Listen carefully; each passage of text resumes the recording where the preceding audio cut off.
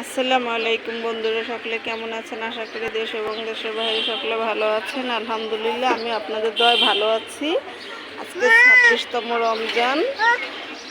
হ্যাঁ মো, এই যে বাহিরে দোকানপাট বসেছে, দেখেন এই যে ওখানে ইফতারের দোকান বসেছে, আরও আছে ওই সেটা মসজিদের কাছে। জি আম্মা, এই যে আমার বাবু। তো চলেন প্রতিদিনের মতো আজকে ইফতারিতে কী কী তৈরি করি আপনাদের সাথে শেয়ার করি। এই যে এখানে এই যে আমি ডালের বড়া করবার জন্য সব কিছু রেডি করে রেখেছি। আর আজকে ইফতারিতে তেমন কোনো কিছুই করবো না, তেমন কোনো কিছু ভাজা পোড়া করবো না। আজকে ভাত খাবো, গরম গরম ভাত, এর জন্য এখানে ভর্তা করে রেখেছি। এই যে এখানে এটা পেঁপে ভর্তা করেছি ঝাল ঝাল করে, এটা কাঁচামরিচ ভর্তা, এটা রসুন ভর্তা।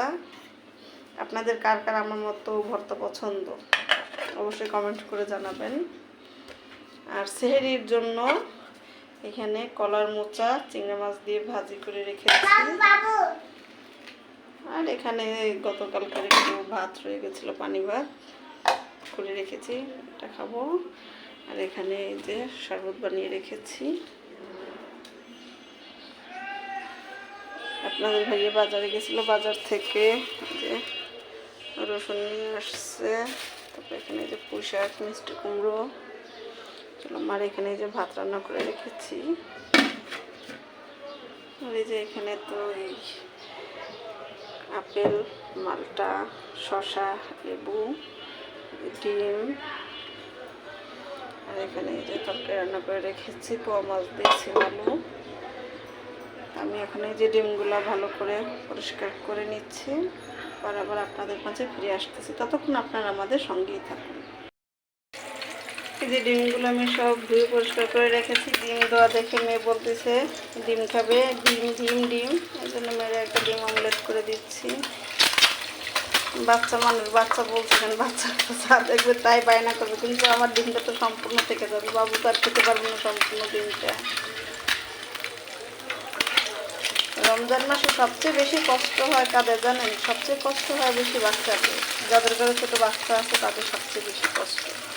কারণ ওরা তো ওই রকম পর্যাপ্ত পরিমাণে সারাক্ষণ খাবার খায় না, যে ঘরের ভিতরে সবাইকে দেখে যে রোজা রাখে, সবাই চুপচাপ থাকে, এর জন্য ও খেতে চায় না। আর যখন রোজা ছাড়া থাকে তখন ও দেখে যে কম বেশি সবাই খাওয়া দাওয়া করছে, এর জন্য ও খাওয়া দাওয়া করে। এখানে যে রমজান মাসে একটা মাস প্রায় হয়ে আসছে, আমার বাবুটা তো তাহলে খাওয়া দাওয়া করে না, খাওয়া দাওয়া কম। সন্ধ্যার পরে যখন আমরা খেতে বসি তখন ওর সাথে সাথে একটু খায়, তাছাড়া খায় না। এখানে আমার এই যে ডিম অমলেটটা হয়ে আসছে, তো এটা উঠিয়ে নিয়ে আমি এখানে ডালের বড়াগুলো ভেজে নেব। আমার সম্পূর্ণ সব কিছু রেডি ইফতারের জন্য। ইফতারের পরে আবার আপনাদের মাঝে ফিরে আসতেছে। এই যে সব কিছু রেডি করে রেখেছি। এই যে ইফতারের পরে একটু সময় শুয়েছিলাম নামাজ টামাজ পড়ে, তারপরে উঠে ছেলে বলতেছে আম্মু চলো একটু বাহিরে যাব।